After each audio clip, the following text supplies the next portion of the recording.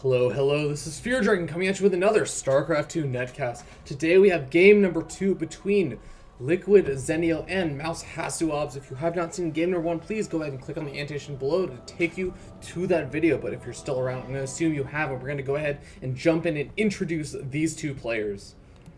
Spawning up here in the top right-hand corner of Daybreak, we have the blue Zerg representing Team Liquid. It is going to be LiquidZenio. He's currently up 1-0 in this best-of-5 series from IEM Singapore. We're going to have to wait and see if he can close out the series or if his opponent.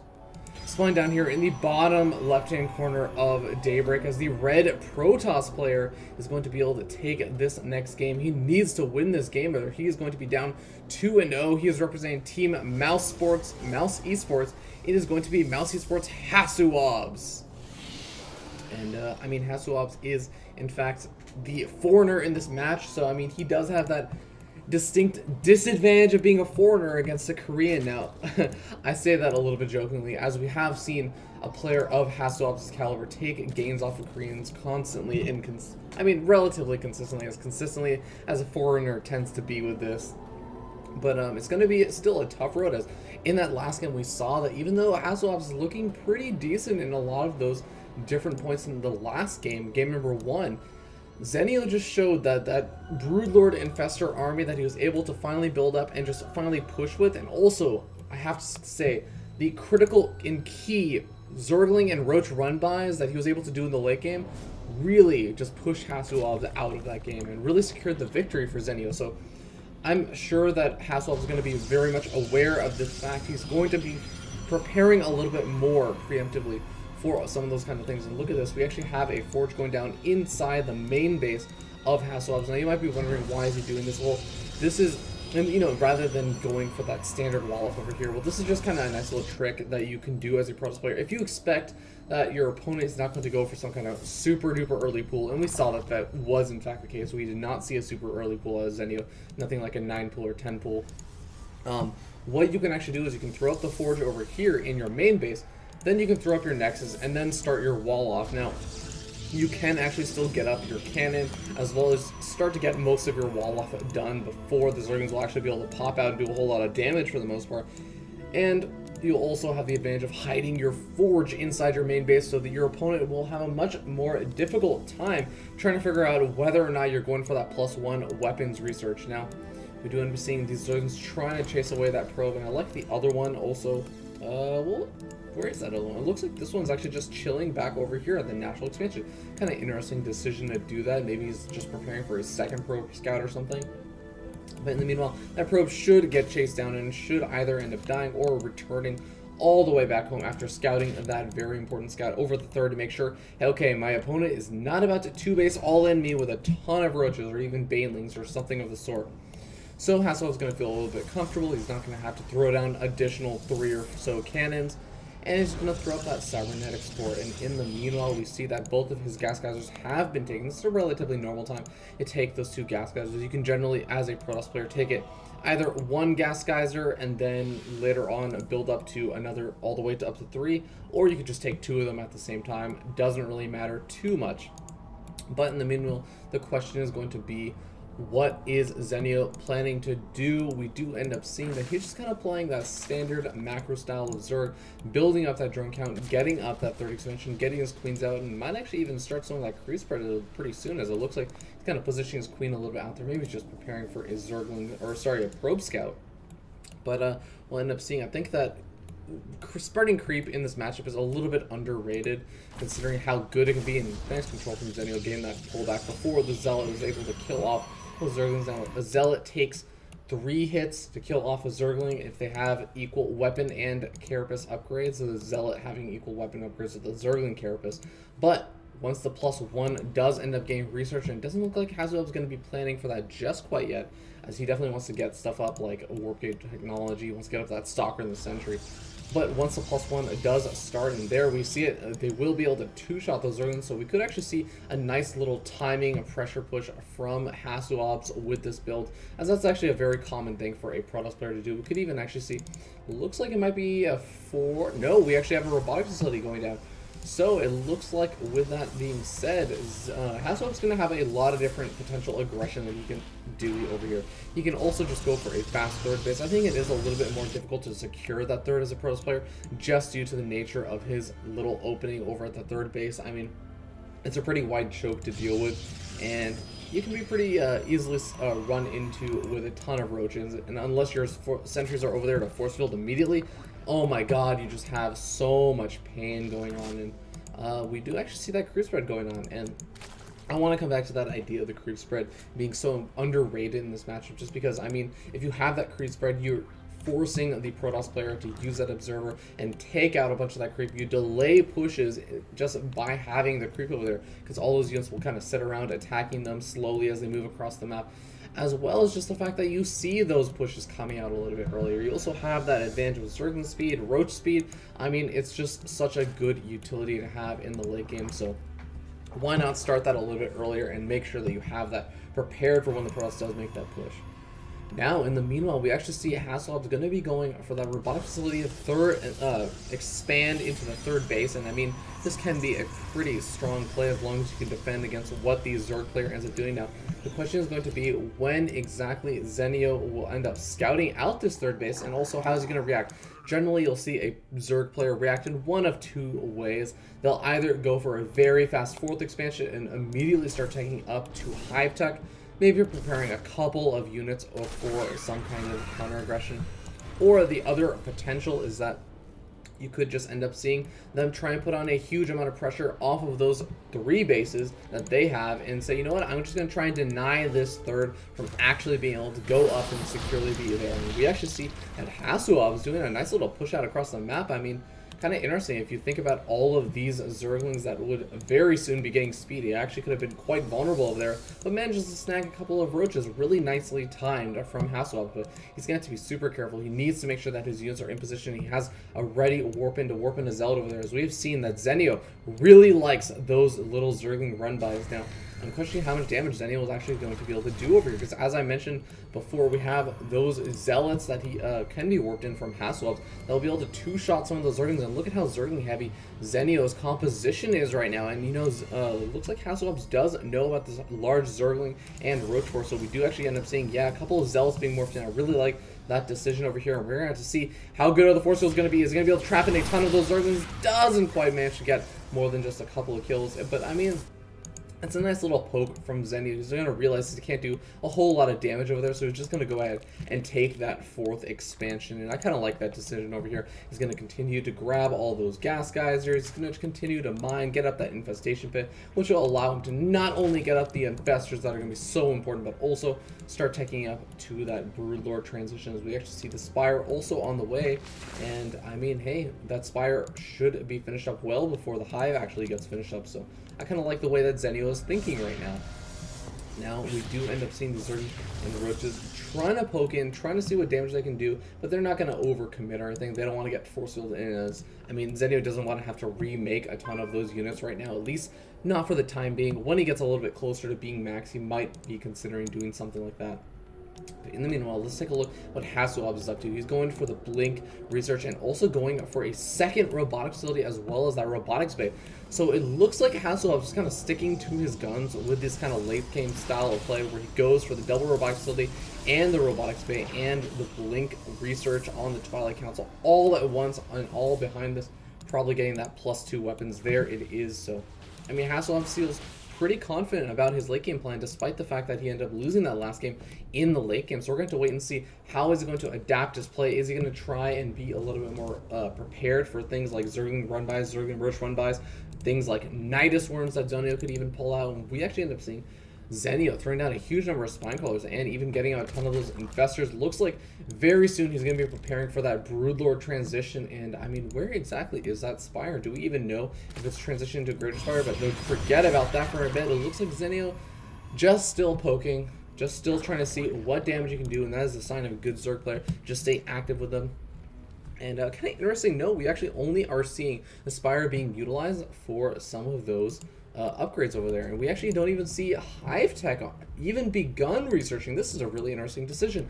It looks like Zenio just wants to get up a massive number of corruptors that deal with the fact that this Colossus count is going to be building 2 at a time very, very quickly. And here we actually see HasuObs feeling like he can push out a little bit. He has +1/+1 with +2 weapons about to finish up, so we're going to have to wait and see. Is he going to try and push with the next round of Colossus? I think that would be a pretty strong play, but he still has to remember, keep some units that he can warp in to actually try and delay any of those kind of run-bys. And I mean, Zenio has a pretty decent army. He has a very hefty spine crawler wall that's going to actually be very much prepared for this push when it does end up coming out. So I'm a little bit scared for HasuObs right now. I'm wondering how much damage he's going to be able to do, but I do like the fact that he's going for things like the Warp Prism. He could actually even do some kind of nice swing arounds from this angle and trying to attack the spine crawlers out this way, because then you're not engaging all of these spine crawlers at the same time when you can come in from this angle. But we actually see, oh my god, Zenio might actually be trying to engage. No, does not want to engage away from all those spine crawlers, and I like that decision. I'm just going to continue to poke around. He wants to see where that army is at. He wants to make sure that it is still around this area, and also wants to probably check to see whether or not HasuObs is gone for that 4th expansion, because I mean, Zenio has seen that pylon, but it looks like HasuObs has had enough. He's pushing out with those 4 Colossus. No, just going to wait and retreat for a little bit. Actually, yeah, it looks like HasuObs just going to be going for that 4th expansion. Not going to be looking to do a whole lot of aggression. Just going to do some light aggression with a couple of Zelts, looking for the potential 5th expansion, and will probably be coming in with that War Prism we saw a little bit earlier. Where is that War Prism, actually? I'm not entirely sure. And then, you know, we're going to see these 2 armies dancing around like they're freaking learning how to tango, and I mean, it's always fun to watch it. But now we actually end up seeing a nice little play from HasuObs, just picking up a couple of creep tumors. Both of these players are so afraid to commit, but I feel like the longer that HasuObs waits, the more difficult this is going to end up becoming, unless he can hit some kind of timing before this Greater Spire ends up finishing. Looks like the Greater Spire, I think it's over at the 3rd. Yeah, here is that Greater Spire. And even going for the 2nd Spire is going to have some nice upgrades on those Corruptors, as we can already see. He was already finished +1 weapons, so he's going to be able to take out the Colossus relatively fast. There, finally, we end up seeing that Warp Prism coming out into play. And actually a 2nd Warp Prism loaded before Zelt's going into the main. We're going to see this Warp Prism has a Death Wish just running past all of those Corruptors. I don't think he's going to be able to do a whole lot of damage, but the nice thing is he is going to delay all those Corruptors from actually running back. We see the Queen burrowing. I'd love to see the drones also burrowing. Oh my god, how is this Warp Prism still alive? We end up seeing a ton of Zealots being warped into the main, and Zenio is not reacting. The Spine Crawler goes down, and the drones are going to be very, very invulnerable. They need to do something like a burrow play, and we end up seeing finally all these Zealots over here are going to get picked off, as well as that Queen taking out that Warp Prism over here. This Warp Prism is still around, though. He's going to continue to warp in some Zealots, and is he going to do anything with the army? I'd love to see him just try and poke in, but I see that there is still the entire army of Zenio. He's not going to be able to do a lot of damage by poking in over there. The Warp Prism does get taken out. He's trying to target fire down that spawning pool and delay Adrenal Glands, but I don't think he's going to get it, especially with that Transfuse going down over there. And Zenio thwarting all that aggression without losing a whole lot. I mean, actually, wow. He ended up losing a pretty hefty number of workers, especially considering that he was still mining a bit from that main base. He needs to put 3 guys back on that gas, because he's going to definitely need that gas for those late game engagements. So we can even see he's building up a bank of 2k minerals that only has about 200 gas, and that's going to be a painful situation. He needs a gas to not only replenish the infestor count once it ends up dwindling, but also that broodlord count. So in the meanwhile, we see +1 weapons done for the air weapons, done for Zenio's broodlords, and also Narrow Parasite going down, +3 actually going down in terms of missile attacks for the ground army, as well as the Carapace and the melee upgrades. So I mean, Zenio is going to have a very scarily and heavily upgraded army over here in just a couple of seconds, and we actually see he is maxed out. He's looking like he wants to push forward. He's going to probably take out these destructible rocks just so he can potentially move in with the... No, it looks like he's just going to wrap around with all these rings, and here are those counterattack paths that we have been seeing out of Zenio in these past couple of games. Looks like those destructible rocks. And Zerglings are going to get cleaned up relatively fast, but it's still definitely worth it, because it pulls this entire army all the way up here to the potential 5th base of HasuObs, and we even see 2 roaches a little bit late to the party. They might actually be able to come in and do a little bit extra damage, but And meanwhile, let's take a look at the upgrades of HasuObs. Sitting on +3, +1, +1. We actually don't see those shield upgrades taken very often, but doesn't exactly have any +2 armor upgrades on the way, and that actually could be a little bit hurtful, as I mean, Zenio is basically maxed out upgrades. He's definitely gonna have the advantage with it. He also has the very scary Broodlord army, and I mean, the Mothership doesn't even have enough energy for a Vortex. He doesn't even actually have Archons. Oh my god, this could actually be very terrible for HasuObs if Zenio is able to just push forward. Looks like Zenio does not want a chance of losing those Broodlords, though. Gonna go ahead and get a nice engagement angle. I'd love to see him just take advantage of the fact that there is this cliff over here. It's gonna be very difficult for those Stalkers to actually blink in and do a whole lot of damage if that cliff is over there, as I mean, they can't get directly underneath the Broodlords. Now, we do end up seeing Broodlords poking in, just doing a little bit of broodling damage over there. We're gonna be able to take out a couple of the Stalkers. The Mothership is doing a good job cloaking all those units. The Overseer has to stay relatively close, but it just can't stay close enough, it appears. Infested Terrans going after those cannons, since cannons are just not cloaked right now. And here we actually see, oh my god, an Immortal Drop takes out the Greater Spire. That's going to be absolutely critical. And that actually could delay Zenio for quite a bit, as he wants to get that Greater Spire back up. And we actually see another 2 Spires already started. He should actually be able to clean this up and save this Spire over here. Could actually start that to morph into a Greater Spire very, very soon, as I mean, he is going to be researching the +1 Carapace upgrade first, but he should actually go for that Greater Spire immediately afterwards, or at least go for the Greater Spire as soon as, oh my god, that Warp Prism is actually still there, and there are no more units over here to defend. He has to be very careful that he doesn't actually just get Zealot warped in and, I mean, have that Spire sniped, as that could actually cancel the upgrade. That would actually be pretty annoying. But here we go, Zenio going for yet another run by. We have a small, I don't even know what to call it. A small group of Stalkers, this small little squadron of Stalkers, is going to be able to easily deal with all these areas, especially with all these reinforcing Stalkers coming in, not losing a single Stalker, and that's really good. But here we go. Here's that Zealot warp in. I was so fearing, and we actually see 3 of the Zealots just immediately target firing down the Spire. The upgrade did in fact complete, so I mean, that's good for Zenio, and he also has 2 additional Spires going to be finishing up very soon. But here we actually see another Warp Prism coming in, but look at this. There is actually a drop into the main of HasuObs. There, all these Zerglings are going to be doing so much damage. They might actually be able to cancel the +2 shield upgrade research, but at the same time, Zenio just might end up losing both of his Spires, and that could actually be very, very devastating, as the Spinecrawler is going to start to whack away at those Zealots, but they're definitely going to be able to snap up at least one of the Spires, and we end up seeing all of these Zerglings are going to be sacrificed in the main, just trying to do as much damage as possible. Might actually be able to take out the Stargate. That might be a little bit annoying, but it's not really going to cause a whole lot of tech setbacks in terms of even getting the Mothership Core up. But just the Mothership, not Mothership Core. This is not Heartless Form. And we do end up seeing the Broodlings and the Broodlords and the Infestors all pushing into the 4th expansion of HasuObs. It looks like both of these players are just trading blow for blow. Neither of them really even giving that much thought to their defenses. We can actually see both of the Spires have been taken out. This base has actually been taken out by the Warp Prism. The entire main base of HasuObs has been taken out at this point, and even the 4th base of HasuObs has been taken out. The Templar Archives somehow, by some miracle, completely unpowered but still around, so I mean, there could still be additional High Templar Warpids to start getting up those Archons for that Archon toilet, but I mean, is it going to be enough where we end up seeing that? I mean, with no more greater... Oh my god. Is there... Okay, the Hive is still around. I was a little bit confused because I see another Infestation Pit being built. Looks like the Infestation Pit was actually sniped off, and there we finally see that Warp Prism being taken out. The Warp Prism down here was also taken out quite a bit earlier, but...